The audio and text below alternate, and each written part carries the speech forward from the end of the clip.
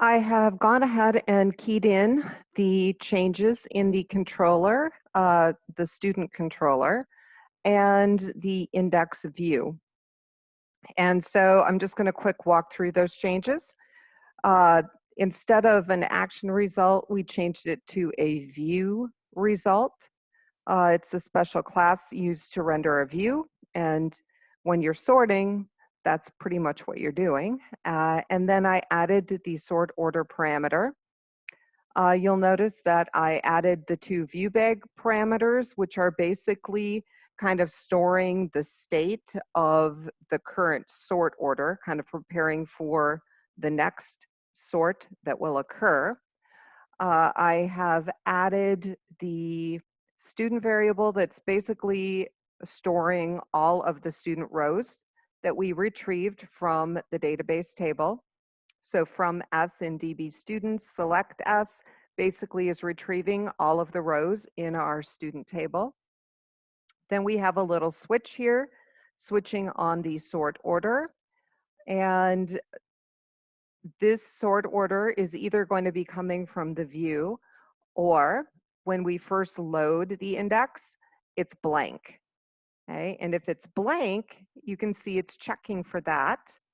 And it's if that's true, then the next state is going to be name descending. Okay.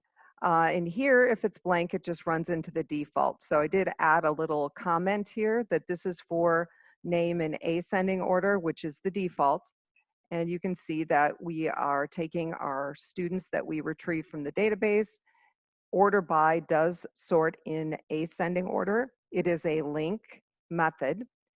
And we are sorting last name.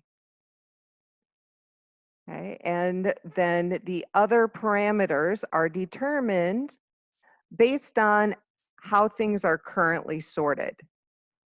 The previous video walks through this in great detail. So watch it and you will understand how the sorting works, because it's really an interplay between the view and the controller. So this little statement at the bottom basically is now returning the sorted list to the view. And the student view then had to be changed so that instead of, static text at the top of the columns, that we are now using action links for last name and enrollment date. And you can see that we have the text that we want displayed. We have the action method. And then we have a new basically parameter here, storing the name sort parameter and the date sort parameter. So basically, if they click on enrollment date, this parameter is the sort order. And if they click on last name, this parameter becomes the sort order. And that's returned back to the controller.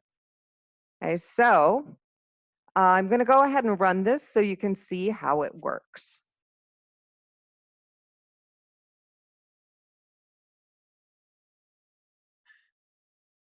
And there are kind of a lot of moving parts here. So one little bitty typo can kind of muck up the works. So I'm going to do last name.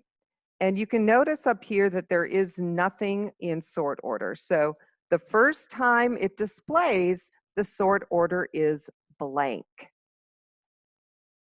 Okay, and so just kind of to refresh your memory here, when the sort order is blank, okay, then it goes through here and it takes that listing of students and it sorts it by last name in ascending order. Okay, the name sort parameter and date sort are passed along to the view because that's going to be the next sort order. So for name sort, what happens is name descending is stored, and for date sort, date, which is ascending order, is stored. Okay, so if we come back out here, right now it's blank, so that's why it's sorted by last name. Now, if we want it in reverse order, all we have to do is click on last name. And look up here. Here's our sort order parameter named descending. And you can see it's now in descending order. So what happened? Oops. So what happened is that in our view, remember we had name descending? So when we click on this, the sort order became name descending. That went back into our controller. And so when we came through here, is sort order null or empty? Nope. So then we set it to blank. Is the date sort equal to date? Yeah, it was. So then we set it to, or actually the sort order was not equal to date. So it still stays on date. So the date sort is set to date and the name sort is set to blank. The sort order was name descending, so it ran through this, did it in reverse order. That's what got sent to the view. Okay, so at this point, it is in descending order by last name. The name sort is a blank. The date sort is still date. Now let's do this again. Okay, right, name, the sort order is name descending. Let's click on this again. Now it's blank. All right, so what happened? Okay, well, they clicked on this again. We had said the name sort was now blank. Okay, so that's why you saw a blank up in the URL. And that is what got passed over here. So sort order is blank.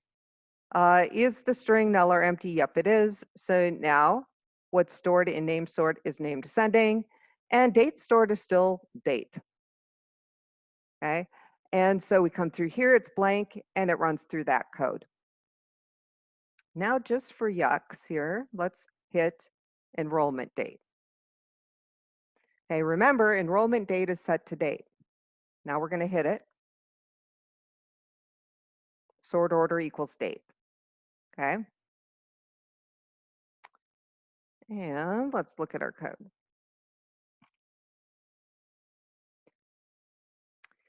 Okay, so we come through here. Sort order was date. This is going to stay the same. It's still blank. Date sort, now the sort order is date, so it gets changed to date descending. Sort order was date, so we come through here and it sorts by enrollment date in ascending order. Okay, so what we've got up here is blank and date descending. So we'll do this again. So let's do enrollment date. Now it says date descending. So sort order is date descending. Well, it's not null or empty. Okay. It says, is it null or empty? Nope, it's not. That is true. And sort order, does it equal date? Nope, it was date descending. So it gets reset to date. We come through here, it's date descending, so it goes in descending order. Okay, so you can kind of see how that works. Okay, so that's kind of the process for this. It's an interplay between the view and the controller. And there's a lot of areas for typos in here because these are underscores, not minus signs. So you need to make sure you're doing underscores. And then over here, you also want to make sure that you don't have any typos, otherwise this will not work.